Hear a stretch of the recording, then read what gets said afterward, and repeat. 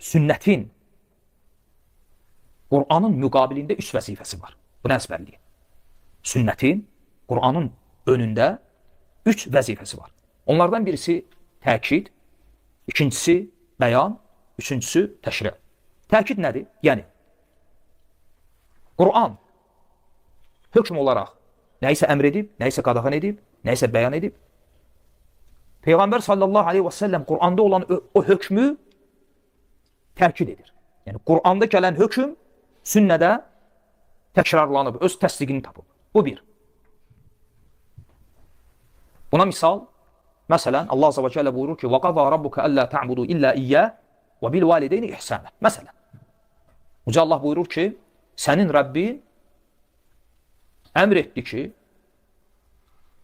ondan başqasına ibadət etməyəsən وَبِالْوَالِدَيْنِ إِحْسَانًا və valideynlərə yaxşılıq edəsən. Ayə nəyi əmirlədi?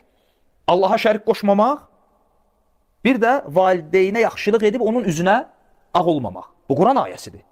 İndi hədisə fikir verin. Allah Resulü Aleyhisselatü Vesselam buyurur ki, mən sizə günahların ən böyüyündən böyüyünü xəbər vereyim. Deyirlər ki, bələ ya Resulallah. Bələ ey Allahın Resulü. Allah Resulü buyurur ki, əl-işraku billah və uququl valideyn. Allaha şərik qoşmaq və valideynin üzünə ağ olmaq. Bu hədis, bu ayəni təsdiq elədi ya yox. Və bu birinci sünnənin Quran önündəki vəzifəsidir. Nə? Təkid. İkincisi, bəyan. Bəyan yəni açıqlama. Və bunun da misalları kifayət qədərdir. Açıqlama yəni nə? Yəni, Quran bir şeyi əmr edir, lakin o necə yerinə yetirilməlidir, onu izah eləmir. Onu sünnə izah edir. Və bunun misalları da çoxdur. Onlarla, yüzlərlə. Ən bəsidindən Uca Allah buyurur ki, وَأَقِيمُ الصَّلَاةِ وَآتُ الزَّكَاةِ. Namaz qılın, zəkat verin. Bu Quran ayəsidir. Allahın Quranda olan əmridir. Lakin necə namaz qılınmalıdır, necə zəkat verilməlidir? Quranda bunun izahı yoxdur. Adi namazların rükət sayısı belə yoxdur. Bunu izah edən nədir?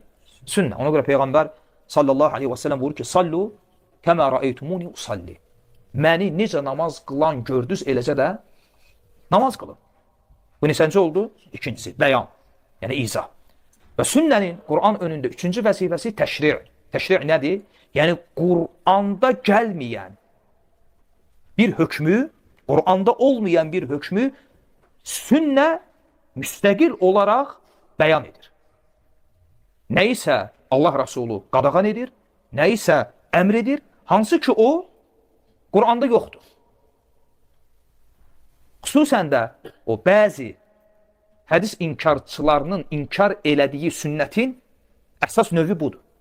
Onlar deyirlər ki, bəziləri belə deyirlər. Deyirlər ki, o hədislər ki, Qur'anı təsdiq edir, qəbul edirik. O hədislər ki, Qur'anı izah edir, qəbul edirik. Bütün hədis inkarçılarına aid deyil. Onların bəzi növləri belə deyil. Lakin onu qəbul etmirik ki, sünnədən kənar, Qur'andan kənar sünnə müstəqil hökm qoysun. Aydındır? Və bu üçüncüyə də nə misal vermiyor? Çox misallar var. Məsələn, misal üçün, kişi eyni anda bir qadını və onun bibisini, eyni anda bir qadını və onun xalasını ala bilməz. Yəni birinci və ikinci yoldaş kimi. Bu haramdır. Nə ilə? Qur'anla sünnə ilə. Sünnə ilə. Hədis inkarçıları gərək buna nə eləsinlər? İcazə versinlər. Aydındır? Dua edirəm ki, Allah s.ə.v. istifadə götürən qullarından etsin. Barakallahu fikum.